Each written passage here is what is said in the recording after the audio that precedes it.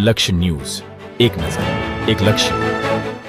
સુરેન્દ્રનગર જિલ્લામાં સેવા સેતુ કાર્યક્રમ યોજાયો, સાથે એક પેડ માં કે નામ અંતર્ગત વૃક્ષારોપણ કરવામાં આવ્યું। જિલ્લાના વિવિધ તાલુકાના ગ્રામ્ય વિસ્તારોમાં સેવા સેતુ કાર્યક્રમ યોજાયો। સુરેન્દ્રનગર જિલ્લામાં સેવા સેતુ કાર્યક્રમનો પ્રારંભ। નાગરિકોને ઘર નજીક જ સરકારની 55 જેટલી જન કલ્યાણકારી સેવાઓનો લાભ મળશે। સુરેન્દ્રનગર જિલ્લામાં આજથી 10મા તબક્કાના સેવા સેતુ કાર્યક્રમનો પ્રારંભ થયો હતો।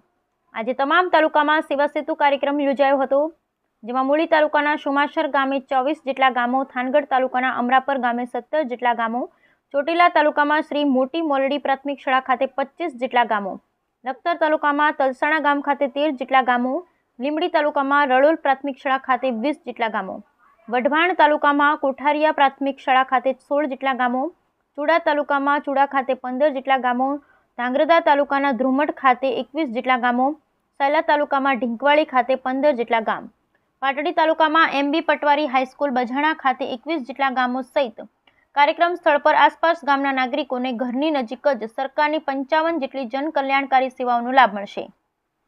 ઉલ્લેખનીય છે કે આ સેવા સેતુ કાર્યક્રમમાં લોકોને સરકારની વિવિધ સેવાઓ સ્થળ પર જ મળી રહે, તાલુકા તથા જિલ્લા કક્ષાએ લાભાર્થીને જવું ન પડે તથા ગામને આંગણે જ સરકારની વિવિધ કચેરીઓના કર્મચારી અને અધિકારીઓ હાજર રહી સ્થળ પર જ સરકારની સેવાઓ આપવામાં આવે છે।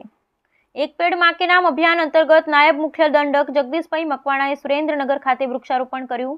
વડાપ્રધાન નરેન્દ્ર મોદીના જન્મદિવસ નિમિત્તે આજે નાયબ મુખ્ય દંડક જગદીશભાઈ મકવાણાએ સરકારી આયુર્વેદ હોસ્પિટલ સુરેન્દ્રનગર ખાતે એક પેડ માં કે નામ અભિયાન અંતર્ગત વૃક્ષારોપણ કર્યું હતું।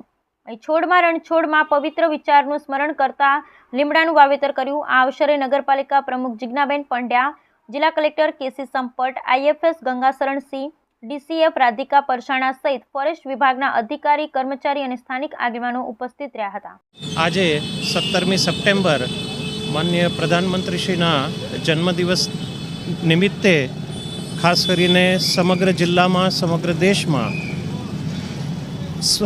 સૌથી પહેલાં જે છે એ કાર્યક્રમ સ્વચ્છતા હી સેવા એ કાર્યક્રમથી શરૂ કરી અને સેવા સેતુનો કાર્યક્રમ પણ યોજાનાર છે અને એ પછી જે છે એ એક પેડ માં કે નામ આ બધા જ કાર્યક્રમો એ સમગ્ર જિલ્લામાં, સમગ્ર તાલુકાઓમાં અને ગ્રામ્ય વિસ્તારોમાં પણ યોજાનાર છે। સ્વચ્છતા હી સેવા કાર્યક્રમ એ આગામી 31 ઓક્ટોબર સુધી યોજાનાર છે અને એમાં ખાસ કરીને સમગ્ર જિલ્લામાં સ્વચ્છતાનો સંદેશ જાય અને સ્વચ્છતા એ સ્વભાવ અને સંસ્કાર બને એના માટેનો પ્રયત્ન હાથ ધરવામાં આવશે। સેવા સેતુ પણ 3 તબક્કામાં, જે 10મો તબક્કો છે એમાં 3 ફેઝમાં સેવા સેતુ યોજાશે। એમાં પહેલા ફેઝમાં આજ રોજ સેવા સેતુ 10 કલાકે યોજાનાર છે અને સમગ્ર જિલ્લામાં એક પેડ માં કે નામ એ કાર્યક્રમો લગભગ 11:30થી સમગ્ર જિલ્લામાં યોજાનાર છે। ત્યારે સમગ્ર પ્રજાજનોને આ બધી જ જે યોજનાઓ છે, જે કાર્યક્રમો છે એનો લાભ લેવા વિનંતી છે અને ખાસ કરીને સ્વચ્છતા માટે તમામ વહીવટીતંત્રને સહયોગ કરે એવી અપેક્ષા છે। મારું ગામ કોઠારિયા છે। મારું નામ શારદિયા પ્રકાશભાઈ દેવજીભાઈ છે। વઢવાણ તાલુકાના કોઠારિયા ગામમાં સેવા સેતુ કાર્યક્રમ આજ યોજાયેલ હતો। ત્યાં આયુષ્યમાન કાર્ડ મેં આયુષ્યમાન કાર્ડનો લાભ લીધો હતો। મને ત્યાં આયુષ્યમાન કાર્ડ શાંતિપૂર્વક, કોઈ દોડાદોડી કર્યા વગર શાંતિપૂર્વક ઘર બેઠા મને કાર્ડ કાઢી દેવામાં આપ્યું છે। તે બદલ ખૂબ ખૂબ આભાર બધાનો। જય સ્વામિનારાયણ।